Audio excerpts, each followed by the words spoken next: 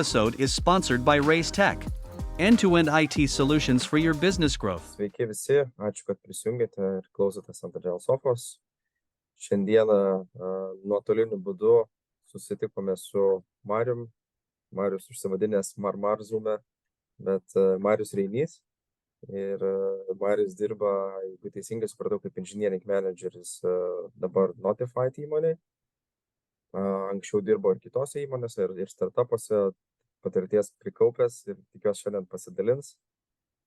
Tuo pačiu Marius, kiek teko pastebėti, pataisyk mane, jeigu klystu, dabar pradėjai ir mentorystės, ar ne, programą.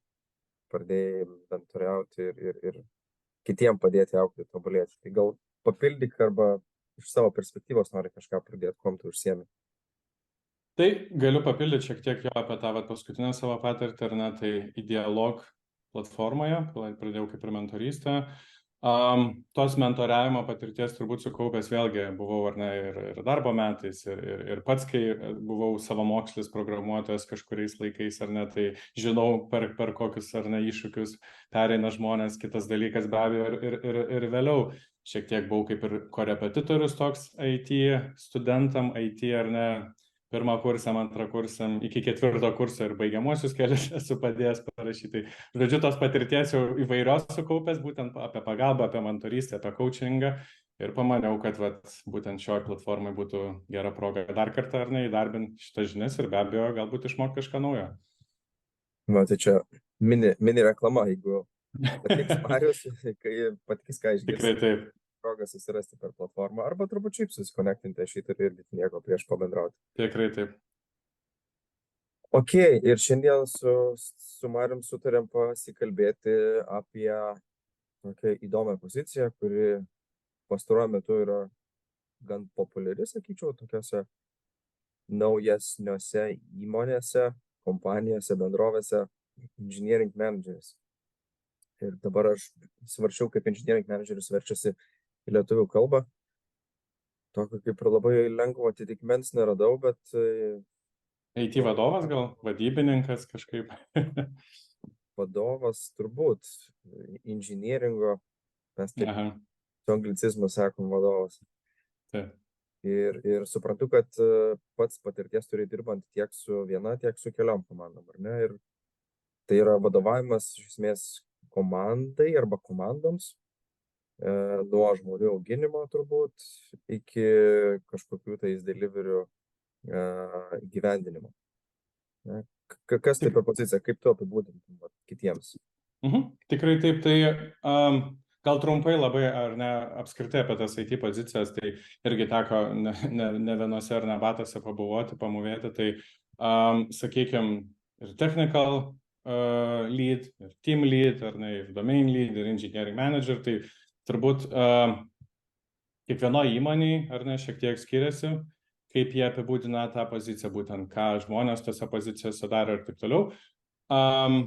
Tai gal sakyčiau, engineering manageris išsiskiria tuo, kad daugumą atvejų jis apima, ar ne, visas tas pozicijas, tai sakykime, jis atsakingas šiek tiek ir už techninį implementavimą, atsakingas be abejo, kaip ir minėjau, ir ne hiringas, komandos auginimas, tuo pačiu vėliau ir personal growth kiekvieno žmogaus, ar ne.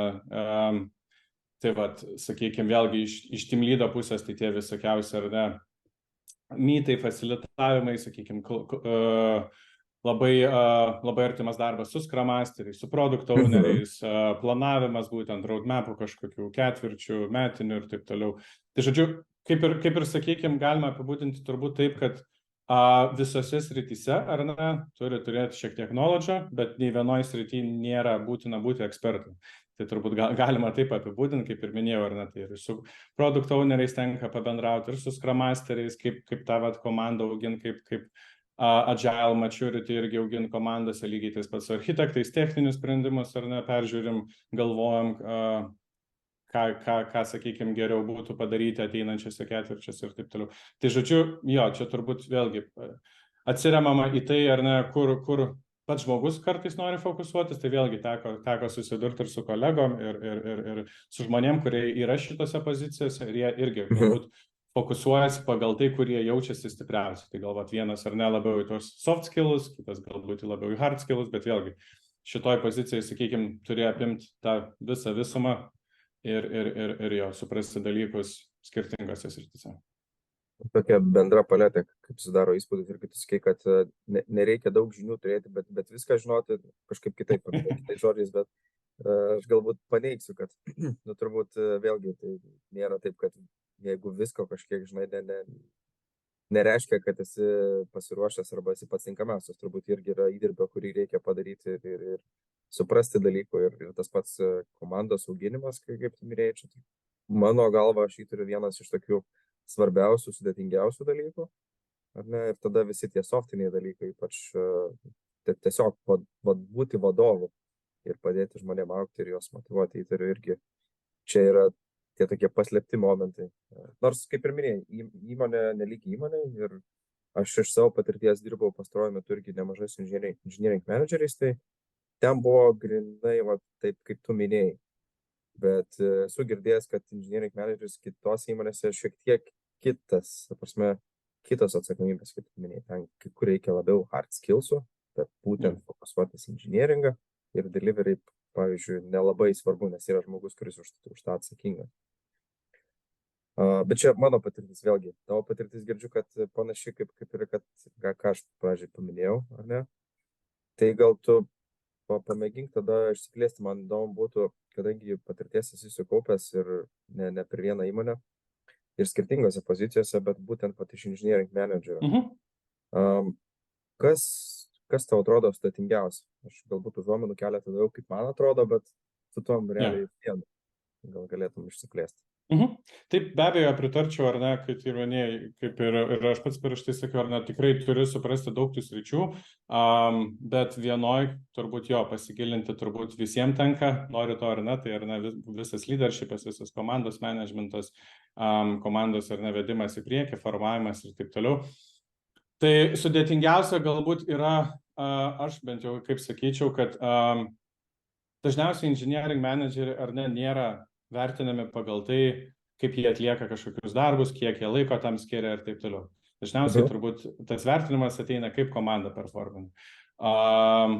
Tai tu kaip engineering manageris ar ne šitoj rolėje esantis žmogus turi nuspręsti, kur savo laiką skirti, ką priorituoti, kad komandai sektųsi geriausiai, ar ne. Tai vėlgi, tada tu turi nusistatyti, ar ne, kokioj būtent stadijai šiuo metu yra komanda, galbūt viskas gerai vyksta ir reikia daugiau fokusuotis, ar ne, į tą techninį išpildymą, galbūt komanda pakankamai nauja ir reikia fokusuotis daugiau ir, ar ne, tų, sakykime, vertybių kūrimą, kaip pasitikėjimas vienais kitaip, ar ne, accountability ir visi šie dalykai, tai vėlgi, čia turbūt, sakykime taip, tų darbų visada yra ir dažniausiai prisirašai sąrašą, ką galėtum padaryti, bet tada tikriausiai reikia išsigryninti, ar ne, kas daugiausia naudos atneš ir būtent ties tais dalykais fokusuotis. Nuo ko startuoti, čia turbūt tas prioritizavimas, kai yra product owneriams irgi minėjai, kad su jais irgi tenka sudaryti irgi sudėtinga, tai aš manau, kad lygiai taip pat gal net sudėtingiau, nes šiandien ne iš vienos pusės, iš skirtingų krypčių, toks matricinis bendras vaizdas yra ir komanda, ar ne, ir skillsetas žmonių, ir delivery tada, ir dar kažkas, turbūt bendrinė ta organizacinė, nežinau, sąveika. Tai visus šitos sudėjus dar reikia išsirinkti, o tai kas dabar svarbiausiai tur fokusuotis. Ok. O dabar irgi smalsu iš tų skirtingų patirčių. Tarkim, tu prisijungiai šiuo metu dirbi irgi įmonėj, ar prisijungęs tu jau iš karto startavai su egzistuojančia komanda, ar teko burti naują komandą ir kokios čia patirtis, nes įtariu, kad labai skirtingų gali būti perspektyvų. Tikrai taip, tai būtent šioje įmonėje, kaip ir tos komandos, ar ne, lokacijoje mano nebuvo, ar ne, Vilniuje tai yra, tai, sakykime, visiškai nei vieno žmogaus, ar ne, nei vieno komandos nario, tačiau buvo šiek tiek, ar ne, žmonių, kurie dirbo kitose Europos šalyse, tai šiuo atveju buvo iššūkis, kad ne tik surinkti savo komandą, bet ar ne, kad ta komanda kartu integruotųsi į komandas jau egzistuojančias kitose šalyse. Tai čia irgi galbūt vienas dalykas, ką verta paminėti, ar ne, dažniausiai team lydai ar technical lydai yra atsakingi už vieną development ar ne komandą ir daugiau mažiau su jais ir dirba. Tuo tarpu engineering manageris gali būti atsakingas už kelias komandas. Tai tokia struktūra būtent šiuo metu ir yra, ir vat, ką aš irgi padariau, ar ne, tai pakankamai sėkmingai jau beveik susirinkau pilną komandą. Ir ta komanda, tai ji kaip ir vienas, ar ne, Vilniuje unitas sudaro irgi tokį kaip ir, ar ne, žmonių grupę struktūrą ir kartu jie integruojasi šiuo metu dvi ir galimai ir vėliau ir daugiau developmento komandų. Tai vat reiškia irgi, kad kaip engineering manageris turi sužiūrėti, ar ne, kaip tie žmonės tarpusavį dirba, kaip tie žmonės tarpusavį sutarė, ar ne, auga kartu ir taip pat lygiai, taip pat kaip deliverina tose komandose, kuriuose jie ar ne jau programuoja tam tikrus ar ne features. Tai va čia irgi gal ar ne dvi medalio pusės, kad turi kaip ir local ar ne komandą surinkti, bet kartu ir sužiūri ir suportini tas jau komandas, kurios būtent atlieka jau tą darbą ar ne ir dirba, ja. Integracija tokia įmonė. Tai tavo pavyzdys buvo, kad prisijungi ir kūrei naują komandą, teisingai supratau. Tai taip. Visą laiką skamba, kad pradėti nuo nulio yra paprasčiau. Nu, ta prasme, gali susidėlioti taip, kaip tau reikia, išsirinkti žmonės, kurie yra galbūt tinkami, nors įtariu, kad čia yra tikrai sudėtingas momentas atsifiltruoti ir išsirinkti, kas yra tinkamas, kas netinkamas. O kaip, jeigu prisijungtum prie egzistuojančios komandos, galbūt irgi teko su to susidurti, įtariu, kad per savo patirtį esi matęs tokių momentų. Ir vis tiek, tu esi naujas vadovas, turbūt žmogus, tai įtariu, kad ir tas priešiškumas toksai turbūt šiek tiek netgi gali būti. Ne? Jo, tai gal pasakysiu, ar ne, pirmiausia apie tą pirmą dalį, ar ne, apie būtent naujos komandos kūrimą ir po to galbūt palyginsiu su atėjimu į egzistuojančią komandą. Tai apie naują komandą vis tiek, kaip ir minėjau, yra šiek tiek lengviau iš dalies, dėl to, kad gali pasirinkti žmonės, ar ne, pagal savo kažkokią viziją, kas irgi yra svarbu turėti viziją ir turbūt pagal ją nusimatyti, kaip tu įsivaizduoji, kaip ta komanda ar neturėtų atrodyti, kokie žmonės joje turėtų būti, vėlgi tiek asmenybiškai, tiek pagal pozicijas kažkas susidėlioja, ar ne, ko tau gali reikėti. Tai va, tai tas atrodo ant popieriaus paprasta, ar ne, eini samdai žmonės, žiūri, ar atitinka vaibas, galime ir taip pasakyti, ir samdai, bet yra šiek tiek kitaip be abejo, nes dažniausiai gaunas, kad tu turi onboardinti ir integruoti ne po vieną žmogų, o po keli žmonės iš karto. Tai tas sukuria, aišku, papildomų problemų, kadangi vėlgi, tada jeigu yra kažkoks ar ne senbuvis ar iš kitų komandų reikalinga pagalba, kad būtent žmonės integruoti ir vėlgi ne po vieną, o po kelis, daugiau tų klausimų atsiranda ir taip toliau. Tai šiuo momentu yra kas pakankamai svarbu, tai visas onboardingo planas, ar ne, tai susidėlioti aiškiai, kaip tie žmonės gali įsiintegruoti, kaip jie suprasti, koks yra produktas, suprasti, koks yra technologinis takas ir taip toliau, be didelio įsikišimo iš ar ne kažkokio ar senbuvio ar kitų komandos narių. Tai vėlgi, sakykime, tas įsikišimas be abejo yra, tarkim, architektas pristatė, ar ne, architektūrinį sprendimus ir taip toliau, tai tokie dalykai, bet, sakykime, ko labiausiai norisi išvengti tokiais atvejais, tai kad neužbombarduotų klausimais turbūt visų jau dirbančių kolegų, nes dažniausiai, ar ne, bent jau irgi esu susidūręs, kad ateini į įmonę, turi ten 1-2 dienas apšilkojęs ir tada jau kimbi į darbus, o dirbant, ar ne, kyla milijonas klausimų ir pradeda ieškoti atsakymų, žodžiu, tokių patirčių ir aš pats asmeniškai anksčiau karjerai turėjau ir tikrai mačiau, kaip ir kiti komandos nariai lygiai taip pat.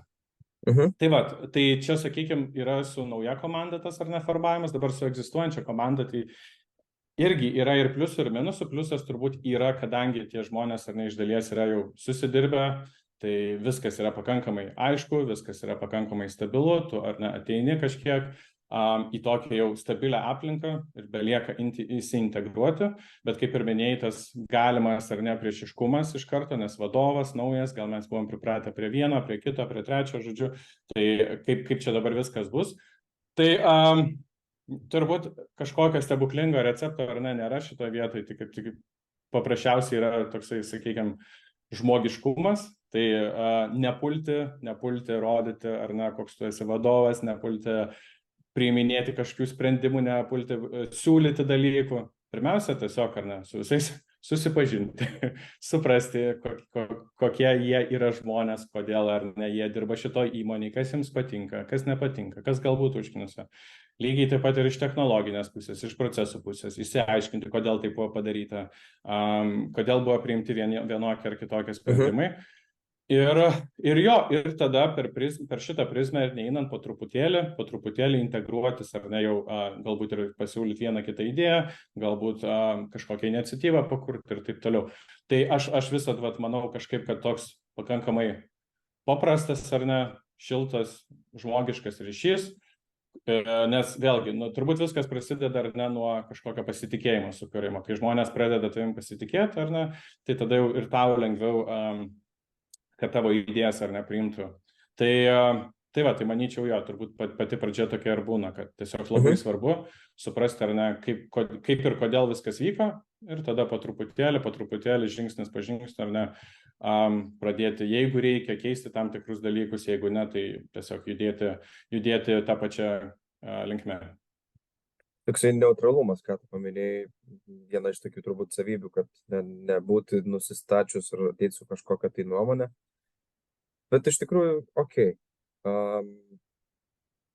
įtariu, kad ir tau vis tiek yra tai buvę, nes tikrai žinau, kad ir tai būna tokių situacijų, kad prisijungi prie komandos jau net ir egzistuojančios kaip engineering manageris ir, sakykime, tas samdantysis vadovas, kuris tave samdo, sako, pas juos yra blogai tas ir anas, reikia, kad sutvarkytų. Dėl to mums reikia engineering managerio. Pavyzdžiui, nežinau, labai daug yra uždelstų dalykų nesutvarkytų, didelis tech debtas. Tada yra labai lėtai judama ties šitą kryptimi, tenais projektas vėluoja ir panašiai.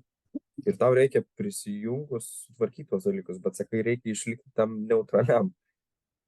Ar tau teko būti tokia situacija, galbūt čia hipotetinė, neteko, man tiesiog smalsu, kaip tada elgtis? Ja.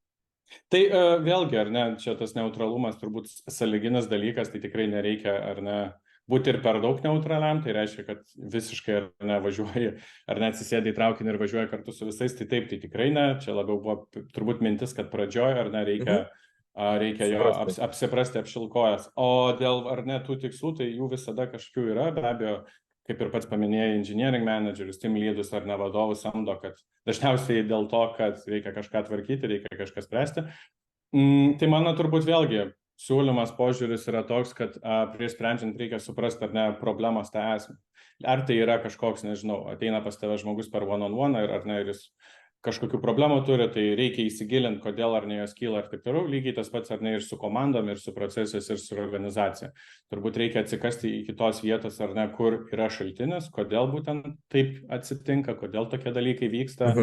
Ir tada vėlgi susidaryti kažkokį planelį, ar ne, sakykime, mes esam, čia vėlgi yra tų visokiausių, ar ne, coachingo pokyčių metodų, ten atkar ir taip toliau, bet aš gal, sakykime, šioje vietoje tokį labai paprastą, ar ne, tai kur mes šiai dienai esam, ar ne, koks yra, ar ne, atskirtis iki to, kur mes norime būti, ir tada jau susidėlioja, ar ne, actionus, kas mums padės pasiekti tą tikslą, ir vėliau be abejo peržiūri, ar ne, susirengia kažkokį feedbacką. Tai čia gali tai ar ne būti pritaikoma labai paprastai ir dideliem produktam, ir dideliem projektam, lygiai taip pat ir procesam. Tai manyčiau, kad pagrindinis turbūt yra dalykas, kad ar ne, suprasti pirmiausia ir įsigilinti į problemos esmę, suprasti, kodėl tai vyksta, ir be abejo turėti viziją, kaip tai turėtų būti. O tada jau pakeliui, ar ne, gali iškilti ir kažkokių dar papildomų duobelių kelyje, bet jo, daugiau mažiau linkme ir sprendė tas problemas. Dabar čia praėjom per tą pavyzdį, galvoju, kur jeigu kažkas kitas atneša tą problemą, tai tada įsvertam, kur esam, ar ne, kiek mes nutolę esam ir kokie galimi actionai, kaip mes galim startuoti. Bet pats minėjai irgi, kad engineering manageriui nuolat tenka susidurti su to, kad, ta prasme, komanda deliverina kažką. Jeigu komanda gerai deliverina, tai viskas liuks. Jeigu nelaiku, nespėjam arba nekokybiškai, tada matos, kad yra blogai. O kaip tu pats pajauti, kad reikia padirbėti šitą kryptimį su komanda? Kaip tu pats išsikeli tos savo turbūt tikslus, nes turbūt tik jūs suinteresuotas, kad komanda gerai deliverintų ir gerai susidirbtų kartu. Geras klausimas iš tikrųjų, tai vėlgi čia atsiremiam turbūt į tai, ar ne, kur tu matai ir kaip tu nustatai, ar ne, kur mes kaip komanda šiek tiek stringam.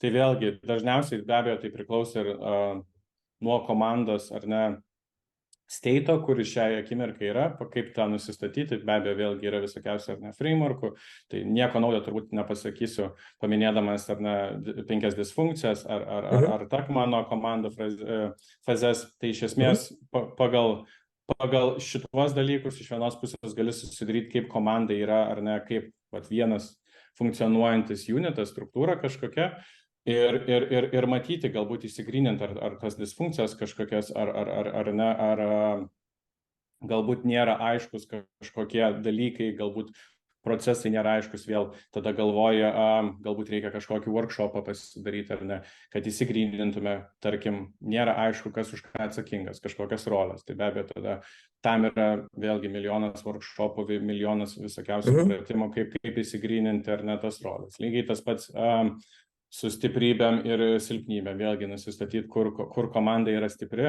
ir kur jai reiktų dar šiek tiek padirbėti. Čia yra vėlgi iš tos labiau managemento pusės. Iš technologinės pusės, tai tas deliveris, ar ne, dažniausiai yra vėlgi sudėtinė dalis, gali būti, ar ne, kad nėra aiškus, ar ne, kažkokie projektas iki galo nėra aiškus acceptance kriterijai, galbūt projekto metu product owneris pakeitė šiek tiek reikalavimus ir dabar komanda jau pasimetus. Tai tiesiog ar ne, žiūri, galvoju, kur daugiausia ar ne stringam, kur yra didžiausias kažkoks gapas, ar ne, kur reikėtų padirbėti dar šiek tiek ir jo. Tai šiai, pavyzdžiui, dienai, ar ne, jeigu taip einant per asmeninius dalykus, tai tikrai yra tas, kad komanda visiškai dar forming stage, ar ne.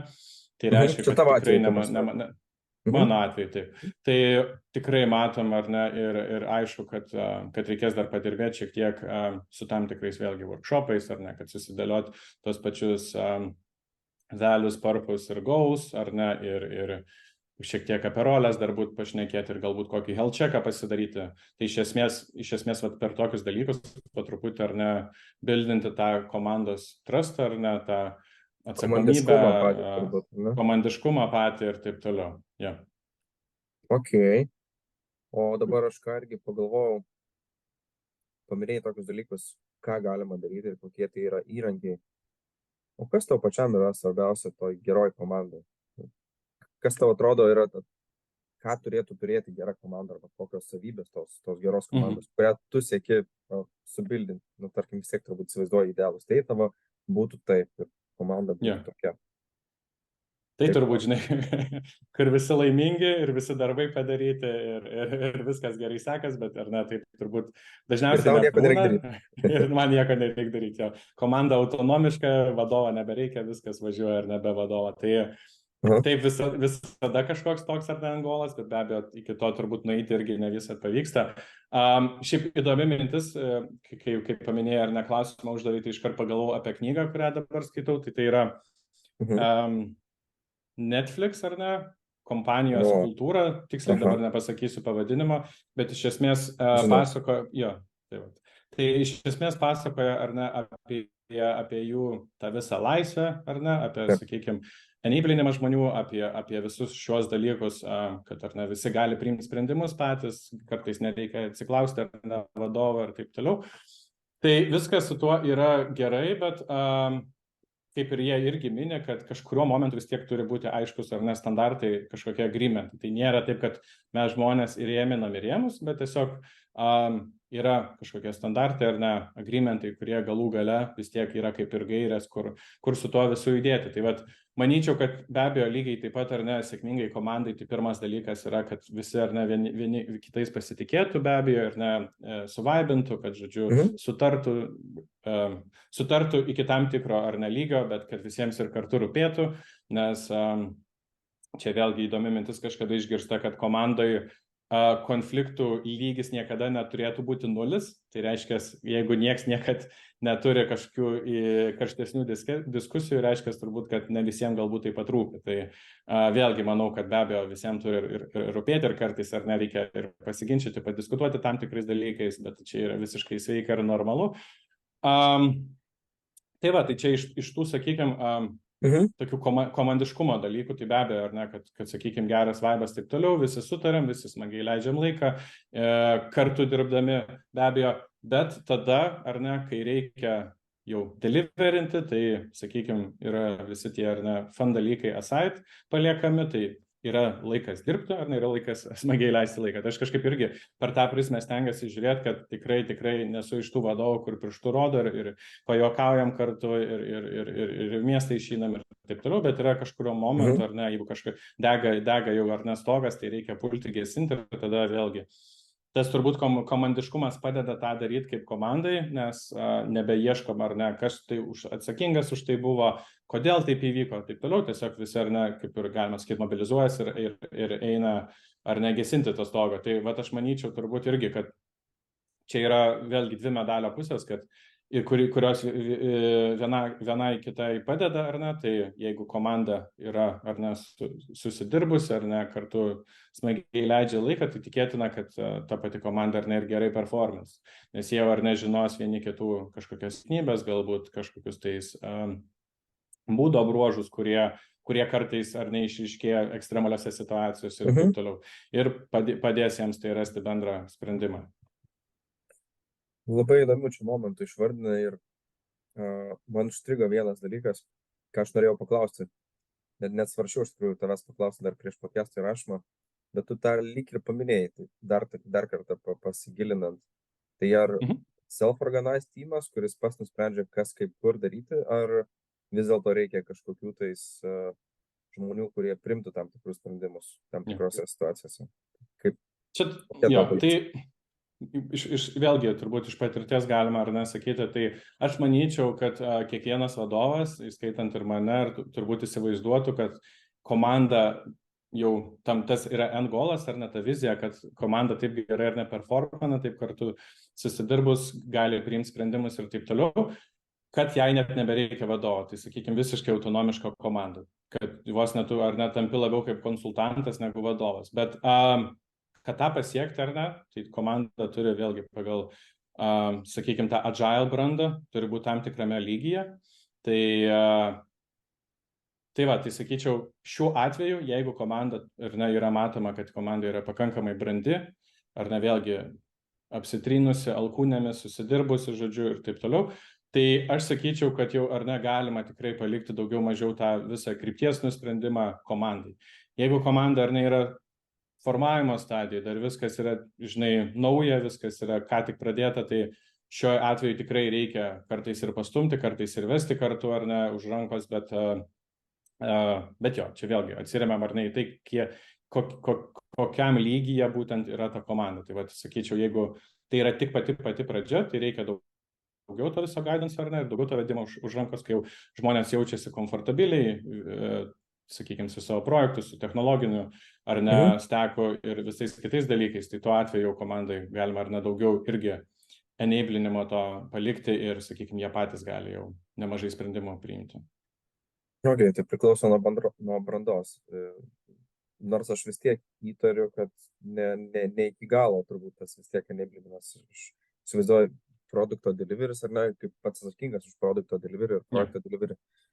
Tai ar tiek atiduoti būtum linkęs komandai, kad jie nuspręstų net ką daryti, ar vis dėlto, va, žiūrėkit, mes turim daryti, o kaip nori daryti, tai darykit patys. Nes tikrai yra tokių ir ekstremalių organizacijų ir kompanijų ir Lietuvoje, kur, va, žiūrėkit, mes norim pasiekti tiesiog šitą momentą, ką jūs darysit, kaip darysit, neįdomu.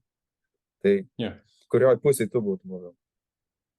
Tai aš kaip ir prieš tai paminėjau, ar net su tuo visų Netflix pavyzdžiu, tai vėlgi tos laisvės, jeigu komanda ar ne jau gali deliverinti, tos laisvės tikrai nemažai galima duoti, bet kažkurio momentu ar neturi būti aiškus vis tiek agreementai, susitarimai, kodėl mes tą darome, kaip mes to pasieksim. Tai vėlgi, sakykime, komanda gauna projektą, jie gali tai skaidytis, ar ne, kaip jie nori, ar ne, pasidėlioti galbūt, ar ne, vėlgi, sakykime, laikiai išsidėlioti, galbūt kaip kolaboruos su kitom komandom, žodžiu, viso šitą vietą tikrai nemažai galima ar neleisti ir žmonėm tą atlikti patiem, Bet in the end of the day, ar ne, tai vėlgi yra verslas ir kažkoks naujas feature'as, kažkokie yra mūsų vartotojų poreikiai, kuriuos reikia įgyvendinti, ar ne. Tai tas vėlgi padeda žmonėm, komandai suprasti kartais, ar ne, kodėl jie tai daro. Ne vien tik tai, ar ne, bet, kaip ir tu paminėjai, kad reikia tai padaryti, bet kodėl reikia tai padaryti.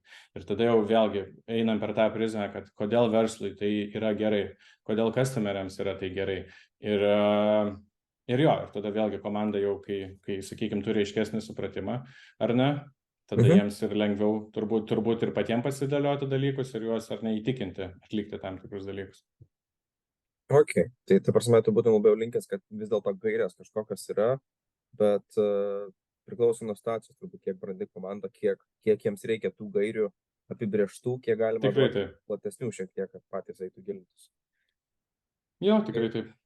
Ir tuo pačiu dar irgi vėl grįžtu prie to, ką paminėjai prieš tai buvusiam komentarė, kas yra ta gera komanda arba siekiamybė ir sakai, kad turėtų būti ir smagu leisti laiką kartu ir elgtis kaip komandai kartu, galbūt ne tik darbo metu, bet tuo pačiu realybė yra ta, kad vis tiek žmonės turbūt pasamdyti ir dirba dėl tam tikros priežasties, yra kažkokie delivery, kuriuos turim padaryti ir dažnu atveju norim kaip įmanoma jas greičiau padaryti arba greičiau sužinoti, kad kažkas veikia arba neveikia.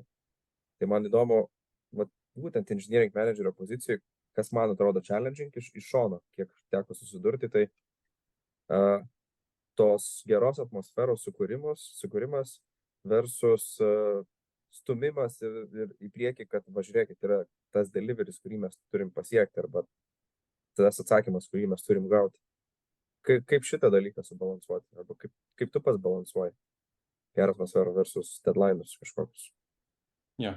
Vėlgi geras klausimas, ar net tai turbūt kažkokio specifinio recepto tam negalėčiau išskirti, turbūt nežinau, per patirtį žiūri ar ne, per kažkokius dalykus, ką sužinai, ką išmoksti. Tai sakykime, šitoje vietoje vėlgi, manyčiau, kad pagrindinis ar ne dalykas tai yra accountability arba tas lietuviškai atskaitingumas berods, ar ne. Tai, kad komanda ar ne suprastų, kodėl jie tą daro ir kad laikytų vieni kitus accountable. Tai reiškia, kad nebelieka to, jog vadovas sakė, ar nereikia taip daryti ir dėl to mes taip darom, arba architektas sakė taip daryti ir dėl to mes taip darom. Bet kad jeigu vieni komandos nariai ar nemato, kad kažkas galbūt neįdėjo 100%, galbūt kažkas ar ne šiek tiek, nežinau, pailsėjo, kai jį reikėjo dirbti ir taip toliau, lekina. Tai kad patys žmonės galėtų ar ne identifikuoti ir sakyti, come on, jeigu mes ar nedirbam kaip komanda, tai visi kartu ar ne įdedam tą 100% ir tai lygiai tas pats, kaip ir minėjau prieš tai, ar ne, tai kiek kartu ar nesmagiai leidžiam laiką, kai kažkokius ar net teambuildingus darom ir taip toliau, bet kai reikia jau ar ne atsisėsti dirbti, tai sakykime vėlgi, vieni kitus galėtų ir paraginti kartais ir jeigu reikia taip netgi, sakykime, ir kažkokią tais diskusiją iškelti, kodėl tai buvo padaryta, kodėl žinai, neįdėjai 100% ir taip toliau. Tai šitas nėra vėlgi lengvai pasiekiama komandoje būtent.